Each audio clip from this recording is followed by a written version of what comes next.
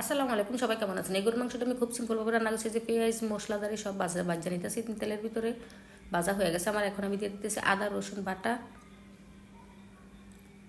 এই যে দেখতেছেন আদা রসুন বাটা দিয়ে দিতেছি। দিয়ে এখন আদা রসুনটা আমি বাজা নিব তেলের ভিতরে। আদা রসুন বাটাটা ভাজা হয়ে গেছে।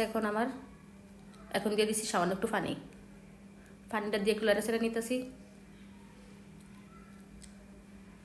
পানিটা দিয়ে একটু লেড়ে নিয়ে এখন দিয়ে দিচ্ছি লবণ, পরিমাণ মতো হলুদের গুঁড়া, পরিমাণ মতো এখন দিয়ে দিতেছি মরিচের গুঁড়া। যে যেরকম জাল খান ওইরকমই দিবেন, আমরা যেরকম খাই এরকমই দিছি। এখন ভালো মতো লাড়াচাড়া দিয়ে সব মশলাগুলো মিশিয়ে দিতেছি। এই যে দেখেন মশলাটা আমার ভাজা হয়ে গেছে, কিন্তু তেলটা উপরে বাইসা গেছে। এখন দিয়ে দিলাম আমি গরুর মাংস লাড়াচাড়া দিয়ে একটু মিশিয়ে দিছি মশলার সাথে। এখন আমি একটু পানি দিয়ে দিছি গরুর মাংসটা কষানোর জন্য। আমি কিন্তু এই মাংসটা আধা ঘন্টা কষাবো। মাংসটা কষাইতে দিয়ে এখন আমি আলু কেটে নিব মাংসের সাথে দেওয়ার জন্য। আর পাশা চুলায় কিন্তু আমি মূলা আর আলু ভাজি বসাইছি। এই দেখেন মাংসটা আমার অনেক সুন্দর কষানো হয়ে গেছে, অনেক সুন্দর কালার হয়েছে। মাংসটা খাইতেও কিন্তু অনেক মজা হয়েছে।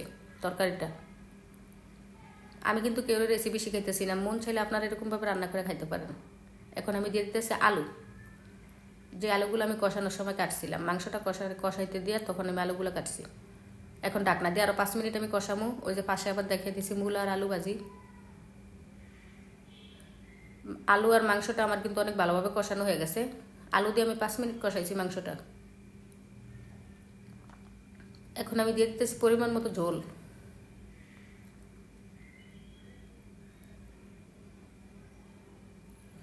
এই দেখেন তরকারিটা কিন্তু আবার হয়ে গেছে। এখন আমি বাজার জিরার গুঁড়া দিয়ে দিব।